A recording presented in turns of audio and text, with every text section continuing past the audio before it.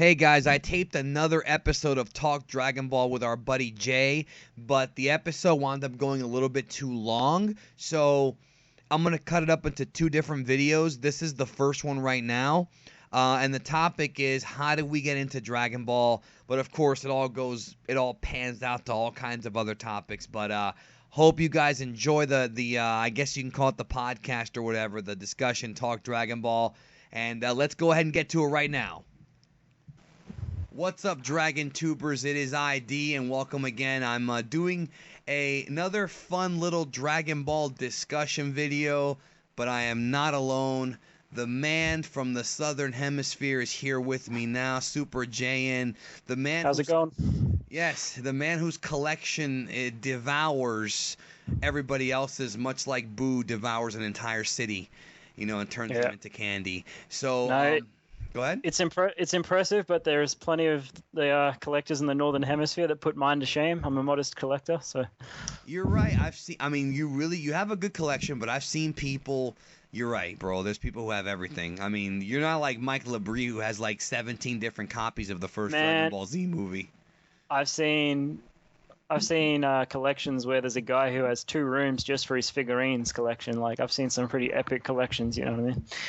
Yeah. Epic, bro. I'll tell you what, on eBay there's a listing for the Laserdisc version of Dragon Ball Z movies 2, 5, 6, and they're like $45. Now, I'm actually one of the few human beings left on this planet who actually has a Laserdisc player, and I really considered buying it, but I just can't justify paying $45 for a movie that I already own in like 3 different formats. And I am a collector, but I don't know, bro. Like, I really hope that guy drops the price. I'll buy it for 20, but not 45. Not 45, yeah. Plus $15 shipping. Yeah. No, that's the bitch down here in Australia. You've got to pay shipping, and the shipping's almost as much as the product itself sometimes. So that sucks. Yeah, that sucks, bro. The shipping. But do you have that Amazon gimmick where you can get free shipping? Free, yeah. Same with eBay. We can get the same thing on eBay. Depends on who's selling, I guess. The seller. It's all up to the seller. Yeah. Okay. Well, hey, that's good. At least you have that option. Yeah. Well, get into the topic, shall we? Let's do it. Let's talk about Dragon Ball. So the topic that we're going to talk about here is how did we get into Dragon Ball? We're going to reminisce on some memories here. We'll talk about like kind of, I want to talk about like what got us into Dragon Ball and like why did you become so attached to this show? Like, what is it about this show that really got you, again, what that built that huge collection? Because obviously people don't just collect things, like, unless they're, the collector from the Marvel Universe. People don't just collect shit for the fuck of it. You have to have some kind of legitimate emotional attachment to what you're collecting. So people who collect muscle cars and, people who collect rare like records and things like that, they have to enjoy what they're collecting. Otherwise, otherwise there's some kind of problem with you. I think. Well, I've been told there is, because even as a collector, you look at my collection, I've got some of the same stuff a couple of times, sometimes 3-4 times over, but that's because if I see it cheap, I'll buy it. But the whole thing that got me started with Dragon Ball Z was morning TV. Now, I know in the States you guys used to have it on, I think it was Cartoon Network or Toonami in the afternoons. Well, we originally had it. Originally, it was on syndication Saturday or Sunday morning, depending on where you lived. The Toonami run didn't happen until 1998, but the original run for both Dragon Ball and Dragon Ball Z was in 95, 96, and that was on syndication mornings. But it was weekend mornings, not weekday mornings. Yeah, well, in Australia, we had a show that was on every morning. It started at 6:30, which was called Cheese TV. Don't ask me why it's called that, but it was a kids anime show. So what got me into it was the censored version of the show, but I'm sure a lot of people's first version they saw was the censored version. So, it didn't have the blood and all that sort of stuff. But it was on Cheese TV, and it was from 6:30 to 8 o'clock, and Dragon Ball went Digimon. It would vary. Sometimes it was Sailor Moon, but it would go Digimon, Pokemon, and then Dragon Ball Z was on at 7:30 to 8. And I used to get up and get ready for school, and I'd be ready sitting down at the TV at 7:30 every morning. And I actually got into it a little bit late. When I started watching it, they were up to when Vegeta and Nappa arrived on Earth. And I guess the more of the show I watched, the more appealing it became to me. But the first guy that appealed to me, and he will always be my favorite character, no matter what they do to him, is this little diminutive-looking dude by the name of Vegeta, standing next to that monster Nappa. And there was just something about him, like that. I'm a pretty short guy myself. I'm only 5'7". I think Vegeta's actually shorter than me in the manga. I think he's like 5'5". Way but shorter, yeah. yeah, it's just something about him, you know. I looked at him and I looked at Nappa and I went, hang on, this little guy here, I bet you he's more powerful than the big guy. Like, he looks way more powerful. Well, that's a trope, bro. I always love it when there's a big guy and a little guy, and the little guy orders the big guy around. Remember that stuff that Looney Tunes did with the little dog and the big dog. That's been going around for years. I love when I see that in fiction. Yeah, but Nappa, man, like I looked at Nappa and he's a tank, and this little guy Vegeta's like starts giving him orders. And I remember when Nappa blew up the city, and then Vegeta scolds him because he could have destroyed one of the Dragon Balls. And so I knew straight away that Vegeta was kind of smart, tactical, but I knew he wouldn't be giving this big guy orders unless he was strong as well. And man, I remember watching the entire fights with the Z fighters fighting the Cybermen and then Nappa. And then Vegeta just stood on the sidelines with his arms crossed. And I waited and waited and waited for so many episodes, as you know, for Vegeta to step in and fight. And when he finally did, I think that was the first real epic fight of Dragon Ball Z, was when Goku and Vegeta fight. Like, there were some great fights, even towards... A lot of people think that's the best fight still. Because it was back and forth. That's really what made it great. That's it. And there's some great fights in Dragon Ball, and especially towards the end of Dragon Ball with the last arc. And there's some great fights in Dragon Ball Z at the start, like Raditz versus Piccolo and Goku is a great fight. But the real first epic fight was Goku and Vegeta, and I was pumped. After that, I was hooked. You're never gonna get me off it. And I guess, like, going into my adulthood, what made me keep going back to the show was I was finding more and more content. Like, when I was getting into my teens, I was finding stuff like, because I started watching the show when I was 8. So by the time the show had aired on TV, and I'd seen... What year was that? Remind me, because... I was born in 1989, so I'm 26. So yeah, it was 18 years ago, man. Oh, sorry. I'm just trying to figure out like a timetable. 18 years ago it was, because I'm 26 this year. So 19 was ago. I was born in 89. So that would be 1997 then. Yeah, 1997 I started. Okay. I was just checking. Oh, go ahead. I was just checking my own. I could be wrong. The math could be wrong. It could have been 9 or 10. You know, I'm just giving you a rough guesstimate, because I know that it might have been 97 or 98. Yeah. 98. Yeah. It would have been around the same time it started airing in the States, not too long after. But yeah, after it finished airing on TV, and you know, it was on and off. Like, it wasn't constantly from start to finish from Saiyan Saga to Buu Saga, but by the time I had seen all of it on TV from start to finish, because they did the reruns of the Saiyan Saga eventually once they'd finished it, start to finish, so I saw the early episodes I missed. I kind of went back to it when I was like 12, 13. I started collecting it. I really started collecting when I was 14, but what made me go back to it was I discovered all the new stuff that I didn't even know existed. Like, as far as I knew, the show started as a cartoon, you know what I mean? And then I found the books, and I'm like, oh man, what are these books? And I was like, remember opening the books and thinking, man, these books, this is like all the stuff that I saw on TV. And I didn't have internet at the time, so these books were like a mystery to me. I'm like, oh, these are really cool. Like Dragon Ball Z in a book, you know, like I was real pumped for it. I remember reading it and just going through it, and yeah, I loved every second of it. And I actually didn't start collecting them. I was finding these books here and there on bookshelves and at friends' houses and stuff like that, and just going through them and reading them when I could. But the first time I started collecting was when I was 14, and that's around the time they started bringing in. When I was 14, they started bringing in those Dragon Ball Z box sets with the single. You could either buy the single DVDs with like the DVD the ones that had 3 or 4 episodes on them. 3 or 4 episodes, yeah. And they were titled like 1.1, 1.2, 1.3, all the way up into something stupid like 4.18 or something. Which they recopied again for the Blu-rays, the original Blu-ray level sets. They actually took that formula and they used it again. But we didn't. Those labels, what you're talking about, the 1.1, those labels, I don't believe we had them in the English or in the United States version of those DVDs. I never saw that. We did get them for the Blu-rays for sure. Yeah.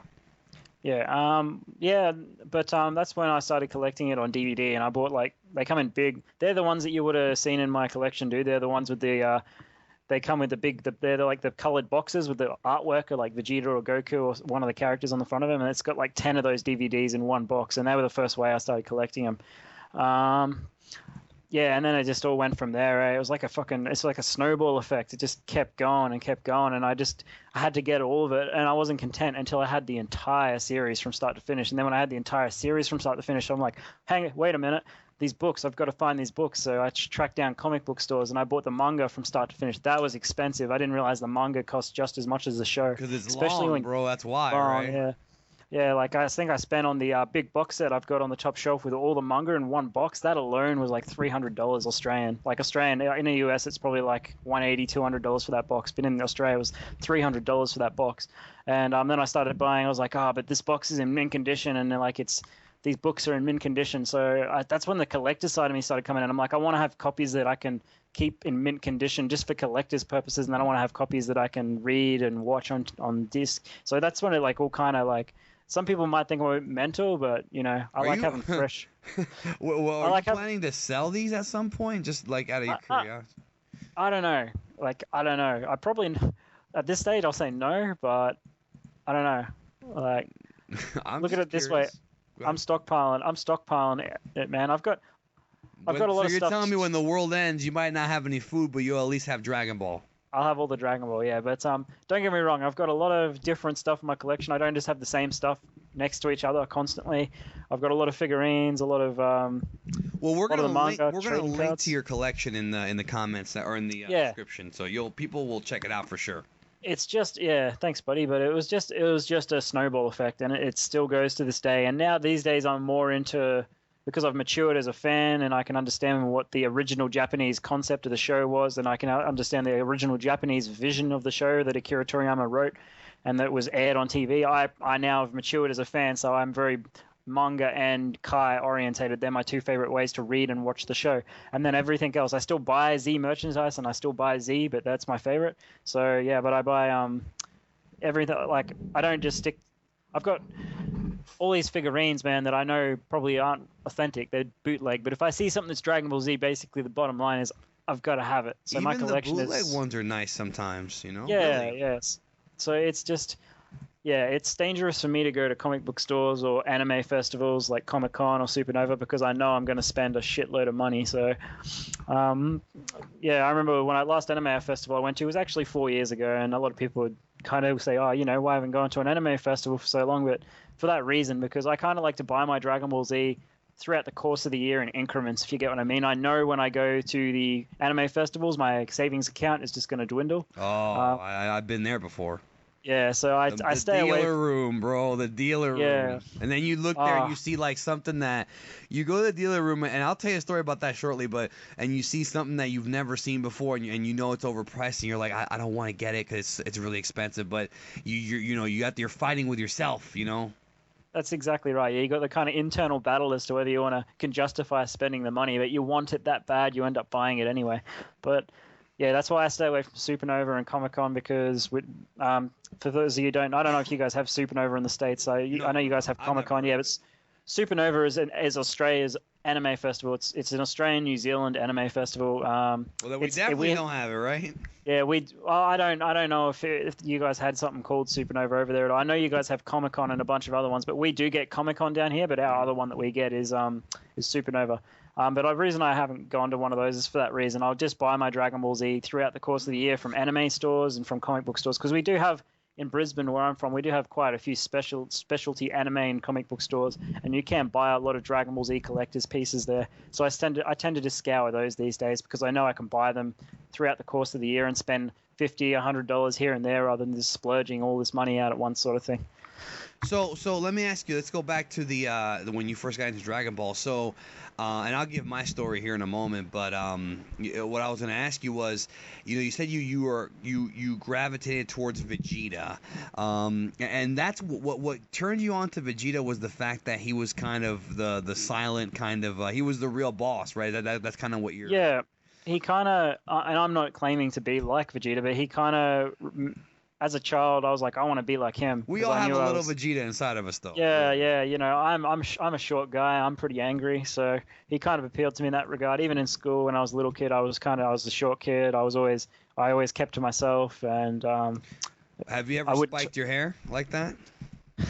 I used to get haircuts and spike my hair, but I've never spiked my hair up like Vegeta because my hair's never been that tall, obviously. But yeah, no, he was just, I was always the guy, who wouldn't in primary school in particular when I started watching the show. I was always the guy who stands in the corner, and I'd have one or two close friends, but I wouldn't speak unless I was spoken to. Oh, sort of thing. You were the silent, you were the wallflower guy, bro. Yeah, exactly. So he appealed to me, and he was this little diminutive guy, and you thought, oh, he's nothing, but man, he could kill just about anyone in the show.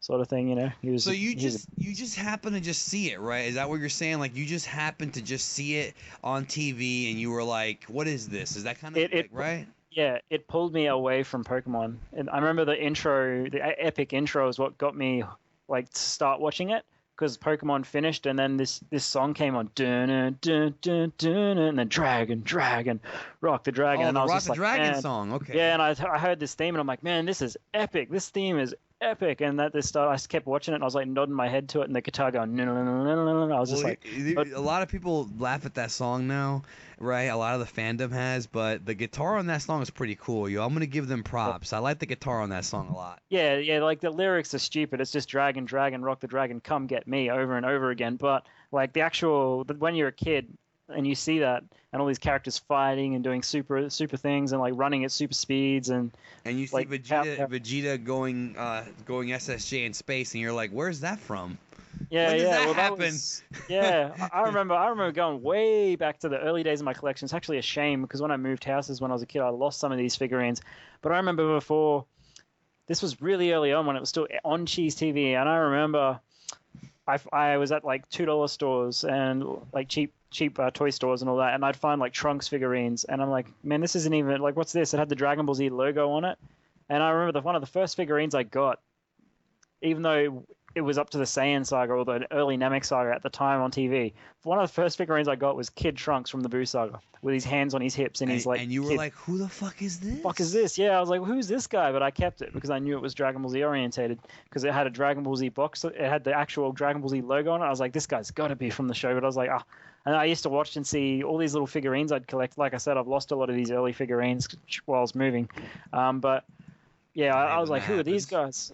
Yeah. This was when I was a kid, so I'm not going to lose anything I've got now, obviously. But yeah, when I was moving as a kid, I lost them, but a lot of these figurines I had, I used to buy them. I used to buy the figurines that hadn't appeared in the show yet, so I could be like, oh man, this guy's going to show up in the show you watch. And I used to tease all my friends and be like, not like spoilers, because I didn't know what the fuck was going to happen. Obviously, I didn't know what was going to happen. I couldn't spoil the show for him, but I'm like, you watch, this character's going to come into the show. And then surely enough, this character came in, because so I used to buy the figurines as well when I was a kid. Yeah, now, for me it was a little bit different, because, like, excuse me, like, I had first discovered Dragon Ball, and I talked about this a little bit in another video, because I grew up a fan of video games, obviously, right, 90s video games, Nintendo, Super Nintendo. I know a lot of people out there same way, right? And of course I like Street Fighter, because everybody loved Street Fighter back then. Yep. And I love Sonic the Hedgehog, and I think you know where I'm going with this. Because Sonic the Hedgehog has borrowed so much from Dragon Ball. Like, yep. It's literally like, I feel like they owe Toriyama royalties in some ways. Like, and maybe they did send him a check, but boy, has Sonic the Hedgehog copied Dragon Ball. And I'm not just talking about the fact that Sonic can become supersonic. That's the easy one. There's a lot of other stuff. Well, anyways, so obviously I played Sonic before I knew about Dragon Ball, and I played Street Fighter. Well, anyways, so I'm looking through, and I still have this magazine, bro. 1994 issue of Electronic Gaming Monthly, bro. I think it was the one that had Beavis and Butthead on the cover, and it was about the 94 games. And one of the games in there was Dragon Ball Z 2, which was an arcade game that came out in Japan. And I had no idea what the fuck this was, but it had a picture of Goku, full power SSJ, smiling. And I'm like, what is this? Because it's instantly appealing, right? When you see these guys with these flashy hair and shit. And it's a cartoon. And when you're a kid, you love cartoons, animation. So they had a synopsis for the show, and it was like so wrong. It was right, but it was wrong. Like, they made it seem like they talked about how Goku killed Piccolo, and then Piccolo's son raised Goku's son, which makes sense, but they made it seem like Piccolo's son was like a kid. Very weird stuff, bro. Right? And then they said that Goku died, a whole bunch of shit. Well, anyways, so I'm looking at this and I'm seeing, then they had another ad, and I'm seeing these guys doing the Hadoken, bro. It's the fucking Hadoken, but wait a minute, this is not the Hadoken, right? So you go to the back of these magazines, and I'm sure you probably had similar stuff in your neck of the woods. Yeah, man. Gaming magazines, all the arcade game magazines. Yep. We still get retro. We still get retro gaming magazines. You can go to the store and buy, man. Oh man, and like when Mortal Kombat was coming out, it was so big. It was such a big part of my childhood. So I see in the back there's all these figurines from Japan, because they had like dealers in the back of the magazines that you could buy, like Broly. You can buy, like, I didn't know who these characters were, but Broly was there, Cell was there. Boo was not there yet, because this was '94. I don't think they had Boo toys yet, because their series was still running in Japan at this time, bro. So I'm like, what the fuck is this? Like, what, So then Dragon Ball aired on in '95. Dragon Ball aired on syndication, right? And it was the old, Dragon Ball. You remember that, the old Dragon Ball song, with the old dub. And it was about collecting the 7 Dragon Balls, and you get a wish. And I was like, this is cool. Like, I like this. There was a show that aired in this country, and I gotta ask you about this to see if you ever got this show. There was a show called The Pirates of Dark Water. Have you ever seen this show or heard of it? I think I did. Was that the show where the water turned black? Yeah, and they had to collect 13 gems in order to save the world, right? Absolutely, yeah. And that shit scared me as a kid. That black water scared me as a kid. Right? You were worried it might happen in real life? Yeah, that's it. Yeah. Well, it did in the oil spill, the BP oil spill, so that's close enough, right? And that's, by the way, that's right next to where I live. So, but no. So what happened? So this show, right? And I don't know if you remember this, because this show was on Cartoon Network before Dragon Ball, but it aired in syndication on, I think it was CBS Saturday mornings or some shit. Well, anyways, the show never ended. They got up to 8 of the gems. You're supposed to get 13 of them to save the world. They got 8. And I guess after doing some research, I guess they ran out of money. The show had no ending. And one of the things that's fascinating about television in the 90s, bro, is that you had all these shows, cartoons, live action shows. They had no ending, bro. Like, they would just stop making episodes. VR Troopers, Inspector Gadget. Inspector Gadget has no ending, bro. And no, I'm not counting the fucking movie. You know what I mean? That crappy fucking Matthew Broderick piece. That movie sucks. Yeah. God, that movie sucks, right? Yeah. So, yeah, it's just bad. So, I'm into this stuff because it was like Dark Water, whatever.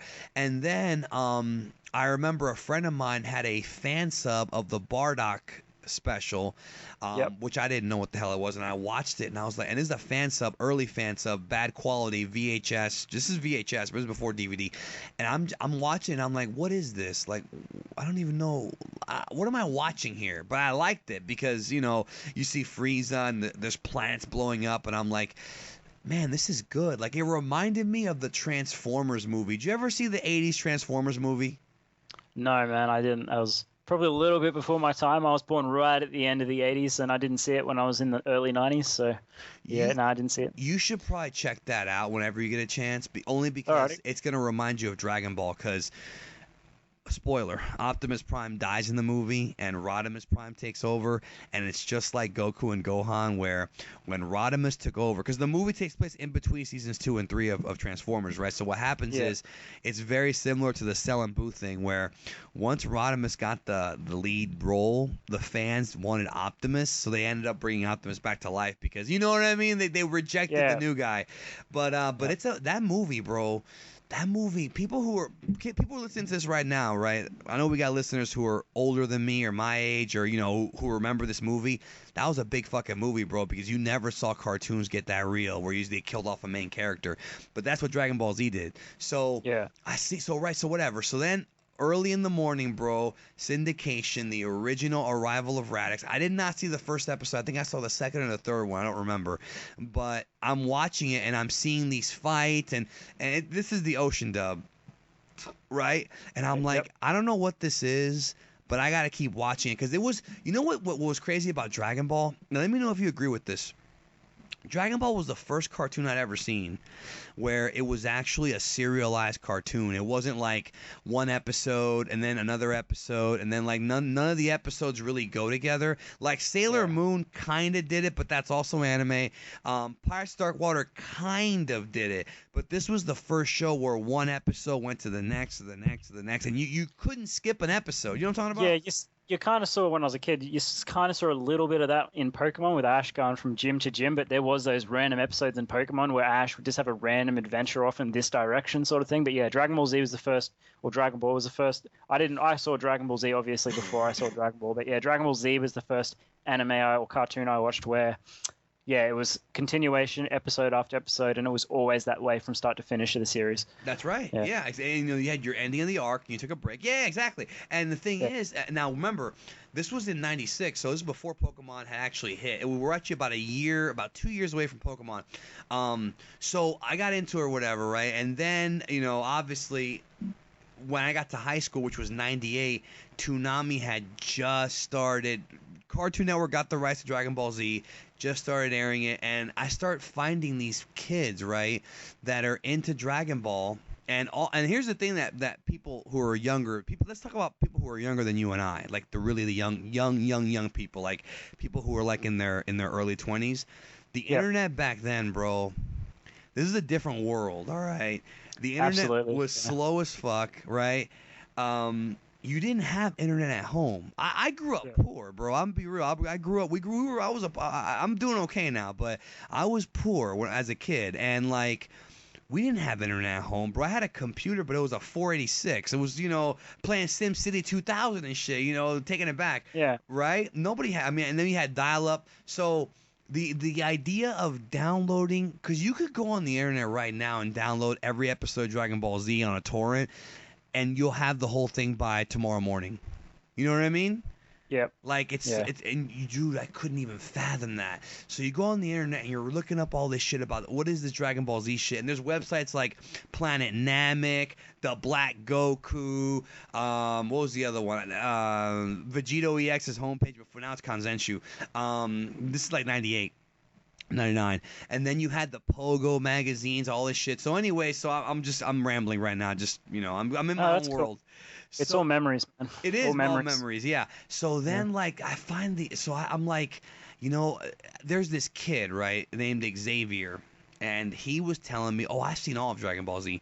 He was a liar, by the way, like a lot of YouTubers. And he freaking was telling me all this shit, like, Frieza has a brother named Cooler, and he was right. But what happened was that he got confused, and I don't blame him for this. And he thought that Cooler was actually part of the canon storyline. So you know what I mean? Like, where it gets kind of confusing, like. Yeah. When you're first getting into it, you don't really know what's going on. So, exactly, yeah. Yeah. So this fucking guy, and then this other kid named Matt was like, yeah, bro, I seen some and he was such a liar, bro. He's like, I seen some Japanese clips, and yeah, Goku fights this guy, King Cold, and he goes Super Saiyan 3, and King Cold just punches him right out of it. And that's bullshit. Like, that never happened. No. Right? But they were making up all this shit like, oh yeah, Goku goes Super Saiyan 5. Just all this nonsense, bro. And it's funny because now with these new movies, he's like a SSJ 9. Like, if you count up all the SSJ forms, including the grades, he's at 9 right now, bro. So whatever. Yeah. But anyways, I'm rambling. So I'm obsessed with Dragon Ball Z. I tell my dad we have to find this shit. So my dad and I drove around all of town looking for Dragon Ball Z tapes, and I'm not talking about the ones that aired on Cartoon Network. I'm talking about the ones that nobody had, 'cause I knew it. So I get to this fucking video game store, mom and pop shop, small, owned by a couple of Asians, very small shop. I get there and I see all Dragon Ball Z Funimation Pioneer tapes, and then I see a tape that says movies 5 and 6, has a picture of Trunks on the cover, who is not in movies 5 and 6. So I I rent the tape, and I copied it. You copy 2 VCRs, you copy the tape over, right? And I'm watching the Japanese version, and I'm watching Goku transform to SSJ1, and I'm watching Vegeta transform to SSJ1 against Metal Cooler, and I'm like, what the fuck, bro? Like, so I took it to school, and I told you this story off air. Took it to school, huge Dragon Ball fan base, especially in '98, bro. Black kids, Puerto Ricans, every kind of race you could think of would love this fucking show. But then I started meeting other kids who had different Japanese tapes. So we're trading. We're doing tape trading now, which was a big thing back then. So I got myself a copy of like movie 11. I got the Trunks killing Frieza episodes. I got the Gohan killing Cell episodes. Here's the thing. For those people who weren't around back then, you could not watch Dragon Ball Z start to finish or Dragon Ball GT. You had to get it in bits. You had to pick it and choose it, and yeah, man, if you could find the whole series back then, you were either rich or you're extremely lucky. I can tell you that much. Well, you technically couldn't. You could not, and I'll tell you why. Because sometimes the fan subbers, because what would happen is, for those who don't know, people would tape the show off of Japanese television. And by the way, folks, these tapes were very bad quality. Look up Anime Labs on YouTube, and you'll see some clips from some of the tapes that I actually own. Other people bought them too. S. Baldrick Productions. So they would tape them off Japanese TV. They ship them to the United States. Somebody would actually subtitle them on an actual video production machine, not a computer, right? And sometimes they would miss an episode. So for years, bro, there were like, for example, I'll give you an example. I had a fan sub of Dragon Ball Z, the Buu Saga, right? Which was all the episodes leading up to Vegito and then Vegito. Well, the episode where Goku and Vegeta fight Buu, which was filler, you know, that was not in the manga. You know how they fight him in SSJ2 for a little while? You know what I'm talking about? Remember that episode? Vegito. Before Vegito. No, before, when it's Goku and Vegeta fighting Buu. Fighting Buu with Gohan absorbed. Yeah, I remember that. And Buu's just like blocking all their shots and hitting them. Yep. Yeah. And then at the end of the episode, Vegeta puts on the Poltar Rod and they make Vegeta. Well, anyways, that episode, nobody had it. Because somebody forgot to tape it.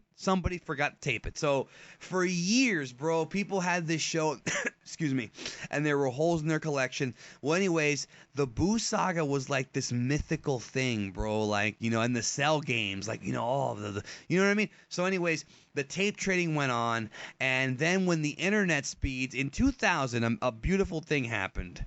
And I don't know, let me ask you this, how it was for you down there. High-speed internet became the thing in 2000, and they had this thing called Roadrunner, which was the first high-speed internet service, and that changed everything. So when did you guys get high-speed? Do you remember? Man, look, let me tell you something about our internet. We are, in the last 2 years, we're only now able to download stuff at 100 megabits per second. That's how bad our internet is down here.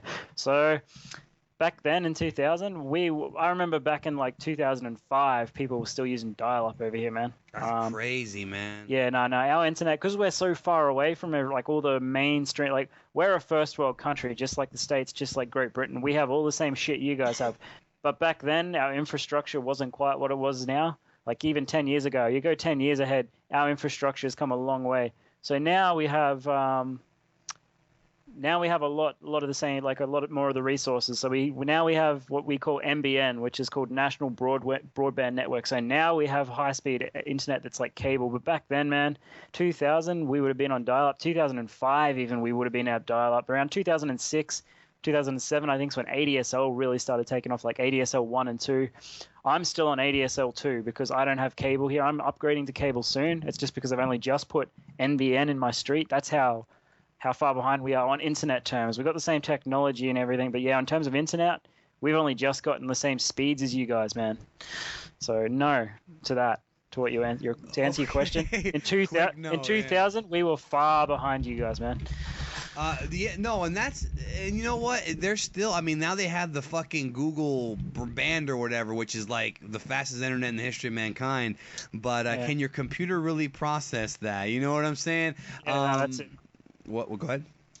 My computer is actually too fast for my internet. Like my download speed, this is how you're going to laugh at this. My download speed is 15 megabits per second. Now that's considered a decent internet connection. That's not bad. Yeah. Yeah, but my internet can't keep up with my computer because I have a powerful computer. So my internet is too slow for my computer. Well, So I would like to upgrade to the 100 megabit per second stuff. Well, I've got 30. I think I've got 30 or 40 on my machine, but my machine's like yours, bro. 'Cause I built this thing myself, so it can't keep up. It can't. But Yeah. I'll tell you one thing, I wouldn't trade it for anything else because I like my machine being this fast. You know what I mean? Oh, absolutely. Yeah, it sucks. The internet can't keep up with it. I But don't anyways, think we're ever gonna get there. Well, we will, but it'll be a while. What were we gonna say? let's get back to Dragon Ball Z. We're getting off topic. Yeah, but I don't care. It's a fun show. I'm having fun here. Yeah. So the tape trading or whatever. And this is before the Frieza saga had aired on Cartoon Network when we were stuck on Raccoon, and I started tape trading, and so I became a real elitist, bro, for a little while there. Like I would not watch the dub, but I kind of had to watch the dub for those episodes I told you about, the ones that were missing, because you couldn't get them. You couldn't get them. But when the internet opened up, oh brother. You could download shitty real media versions of some of these. Like, for example, like there was a website, and I don't remember the name off the top of my head, that had all the GT episodes as they were coming on Japan. Somebody would upload them. I think it was called Super 5. If anybody knows, put in the comment section. I think it was called Super 5 or something, Super 50. I don't know. Super5.com might have been it. Well, anyways, doesn't matter. So there's these fucking like shitty quality bootleg shit, right? But when high speed came around, I got on this network called IRC, which is still around, by the way, and I downloaded the entire Boo Saga pretty much. I was missing a few episodes, watched the entire thing on my computer. Then I learned about burning CDs, so I burned them to a CD and played it on what's called a VCD player. Did you guys have VCDs down there? I'm assuming you did, right? Yeah, no, man, we had all the same sort of technology stuff we had. Yeah, we did have those. Yep. Because those didn't really get over in this country. That's more of an Asian, that's more in your neck of the woods, like more in the other side of the earth type thing. Yeah, no, it's technology that never really took off, though. Yeah, it never took off here. But like, so I literally, bro, I've literally owned this show, Dragon Ball Z, like 7 different times, because I had it on VHS. Because I would download the episodes, I'd put them on a CDRW, I would put them in the DVD player, I would put in a VHS tape, I would fucking record them off the DVD player, and then I decided, let me put them on DVDs, and I still got these somewhere, so I put them on DVD. Then that was the fan sub that you could download on the internet. Then as Funimation started putting out those singles, the better quality ones popped up, downloaded those. Burn. Bro, I literally spent hours downloading the fucking episodes, converting them with a program called TMPEG-ENC, which is a TMPEG encoder, so that they could be, playable in and bro, this was my devotion to this, and I would make my own little covers and this rampant bootlegging, but it wasn't to sell, it was for my own collection. You know what I mean? I wasn't trying to sell this shit. I just wanted to own Dragon Ball Z. And then everything changed obviously in 03 when the Dragon boxes came out, but up until and I was in Japan. And then we got the Dragon boxes in 2009. Up until 2009, bro, I had, and I still have these, I have the blue Hong Kong Dragon Ball Z Dragon Box bootlegs with the shitty subtitles. That's the only way I own the show. I never had the singles like you did. But it's just, but again, the point I'm trying to drive home is that I've owned this show so many goddamn times, right? And it's like, I don't even know, bro. Like, I don't even know. And it was all such a waste because we ended up getting it, now you can get it on Blu-ray. You can watch it on Hulu. There's a million different ways to watch the show. But it's such a weird addiction. And I guess you can relate because you've also got your own addiction. Yeah, no, it is a strange addiction, but it's one of those things. It's such a great... It just appeals to so many different races, cultures, different types of people. There's just something universally appealing about Dragon Ball Z, and that's why it's so popular, and that's why it hooks so many people. I can't really describe why I feel the need to go out and spend so much money on it, but that was my next question. What is it about this show, like in your opinion? What is it about? Well, about you, what is it about this show that you are so that gravitates you towards it so much? And I'm talking about Dragon Ball Z, the manga, just the whole this story. How about that? The story. Yeah. All right, I'm going to stop right there. That's it for this first part. And part 2 will be a separate video. that I'm going to probably link to at the bottom of this one once I get that video up. And we continue the discussion about Dragon Ball on that one. So, again, thanks, everybody, for checking it out. I do appreciate you guys listening if you did. And, of course, you did because you're at the end here. Subscribe, comment, spread the word, and enjoy. We got more coming.